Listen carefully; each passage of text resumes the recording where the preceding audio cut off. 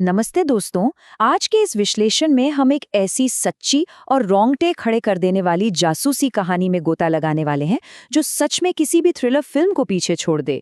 आज हम बात कर रहे हैं ऑपरेशन धुरंधर की। तो बिना किसी देरी के चलिए सीधे इस खतरनाक मिशन के अंदर चलते हैं और इसके हर एक पहलू को बारीकी से समझते हैं।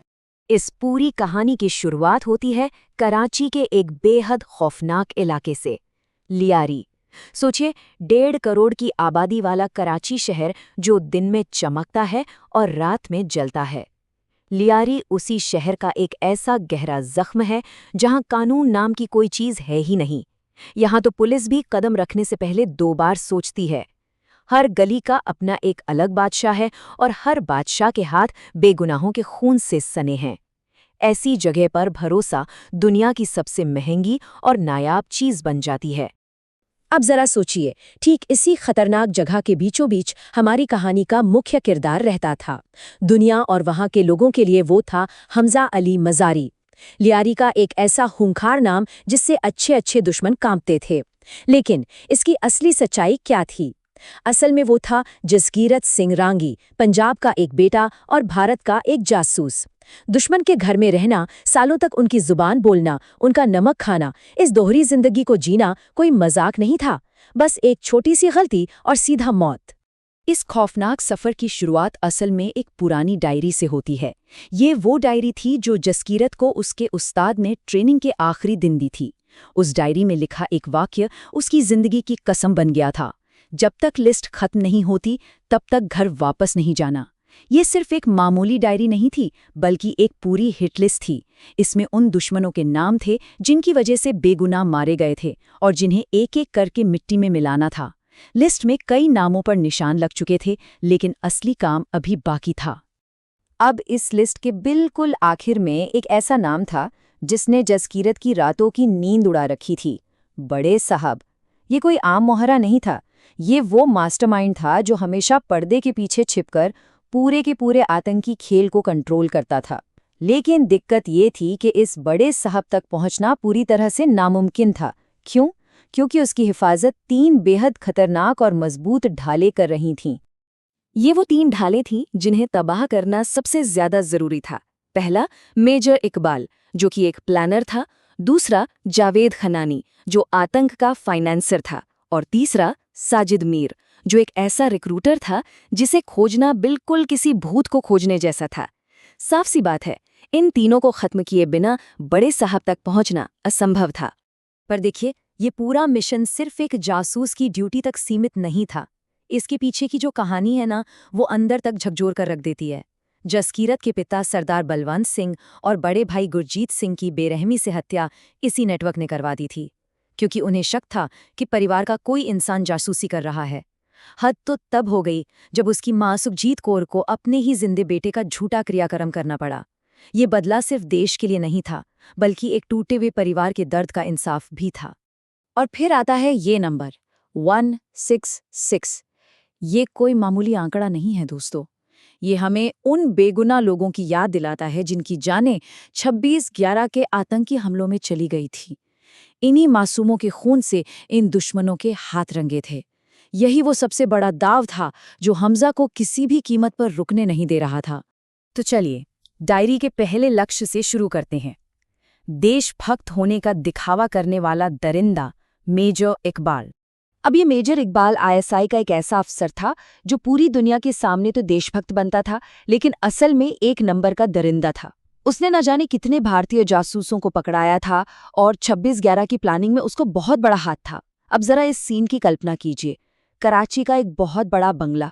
हमजा, जिसे वहां सब रहमान डकैत के आदमी के रूप में जानते हैं, वो मेजर इकबाल के साथ बैठकर मजे से खाना खा रहा है, हंस रहा है। वो सालों से उसके साथ उठ बैठ रहा था। लेकिन उस रात जब सब लोग चले गए, हमजा वहीं रुक गया। अंदर ही अंदर वो सिर्फ और सिर्फ इसी पल का तो इंतजार कर रहा था। जब इकबाल ने हैरानी से पूछा कि वो क्यों रुक गया है, तब हमजा ने सीधा उसकी आंखों में देखा और ये रोंगटे खड़े कर देने वाले शब्द कहे, 26/11 में तुमने 166 लोगों को मारा था, आज उनका हिसाब होगा। और बस अपनी सालों पुरानी पहाड़ी ट्रेनिंग का इस्तेमाल करते हुए कुछ ही मिनटों में हमजा ने उस दरिंदे को हमेशा के लिए ढेर कर दिया। डायरी में पहला टिक लग चुका था। मेजर इकबाल के बाद अब बारी थी दूसरे लक्ष्य की, टेरर एटीएम जावेद खनानी। इकबाल के अचानक खात्मे से पूरे कराची में हड़कंप मच गया था, लेकिन हमजा का फोकस एकदम क्लियर था। अगला निशाना था जावेद खनानी, जो एक बहुत बड़ा ग्लोबल हवाला कारोबारी था। इसे टेरर एटीएम कहा जाता था। बाहर से एकदम हंसमुख बिजनेसमैन, लेकिन अंदर से आतंकियों को दुनिया भर से पैसा पहुंचाने वाला सबसे बड़ा जरिया। अब इतने कड़े पहरे वाले इंसान तक पहुंचना बच्चों का खेल तो था नहीं, तो हमजा ने एक बहुत ही सटीक योजना बनाई। उसने बिजनेस संपर्कों का सहारा लेकर एक एलीट प्राइवेट पार्टी में एंट्री ली और इन्वेस्टमेंट की बातों में उलझाकर खनानी का भरोसा जीत लिया। ये घुसपैठ इतनी परफेक्ट थी कि खनानी ने खुद उसे हथियारों की एक बहुत बड़ी डील में शामिल कर लिया। और आखिरकार वो पल आ गया। हथियारों की उस बड़ी खेप की जांच करते समय एक वेयर हाउस में दोनों बिल्कुल अकेले थे।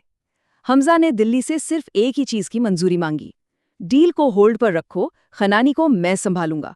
अगली सुबह वो पूरा का पूरा टेरर एटीएम फ्रीज हो चुका था। सारे हवाला अकाउंट बंद हो गए थे और खनानी हमेशा के लिए खामोश हो चुका था। डायरी में दूसरा टिक भी लग गया। अब 2 ढालें टूट चुकी थीं। बारी थी तीसरे और आखिरी लक्ष्य की, रिक्रूटर साजिद मीर। ये आखिरी लक्ष्य सबसे ज्यादा मुश्किल था। ये वो रिक्रूटर था जो मासूम नौजवानों के दिमाग में जहर भरता था और जिसने 26/11 के हमलावरों को असल में ट्रेनिंग दी थी। मजे की बात यह है कि ये आदमी बिना चेहरे का था। रॉ की टॉप सीक्रेट खुफिया फाइलों में भी इसके बारे में सिर्फ इतना ही लिखा था, बेहद खतरनाक, ठिकाना अज्ञात। ये शख्स हर कुछ हफ्तों में अपना नाम, अपना चेहरा और अपना शहर बदल लेता था। मतलब इसे पकड़ना सच में किसी साए को पकड़ने जैसा था। तो ऐसे में सबसे बड़ा और रहस्यमय सवाल यही उठता है कि जब कोई सुराग ही ना हो, कोई तस्वीर ही ना हो, तो आखिर एक भूत को कैसे खोजा जाए? यहीं पर हमजा ने अपना सबसे बड़ा दांव खेला।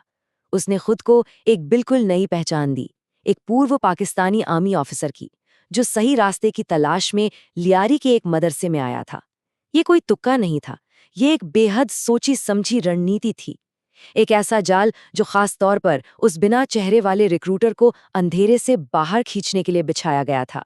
और कमाल देखिए, ये रणनीति काम कर गई। साजिद मीर ने हमजा के कई टेस्ट लिए और अपने गजब की ट्रेनिंग के दम पर हमजा ने वो सारे टेस्ट पास कर लिए। लेकिन तभी एक बहुत भयानक साजिश का पर्दाफाश हुआ। बड़े साहब ने आदेश दिया था कि अगले 3 दिनों के अंदर कराची में एक बहुत बड़ा धमाका किया जाए ताकि देश में राजनीतिक तख्तापलट हो सके। हमजा ने बिना वक्त गवाए तुरंत दिल्ली को उसकी खबर दी और एक्शन की मंजूरी मांगी। वक्त रेत की तरह मुट्ठी से फिसल रहा था। अगले दिन की प्राइवेट मीटिंग इस पूरी कहानी का सबसे बड़ा क्लाइमैक्स था। जब दोनों आमने सामने बैठकर चाय पी रहे थे, तब हमजा ने एकदम सीधा सवाल दागा। 26/11 में जो 10 लड़के मुंबई भेजे गए थे, क्या उन्हें पता था कि वे वापस नहीं आएंगे? ये सुनते ही साजिद का चेहरा पीला पड़ गया। उसने घबराकर पूछा, तुम कौन हो? और तब सालों बाद हमजा ने अपनी असली पहचान बताई, जसकीरत सिंह रांगी। और फिर वही हुआ जो होना तय था।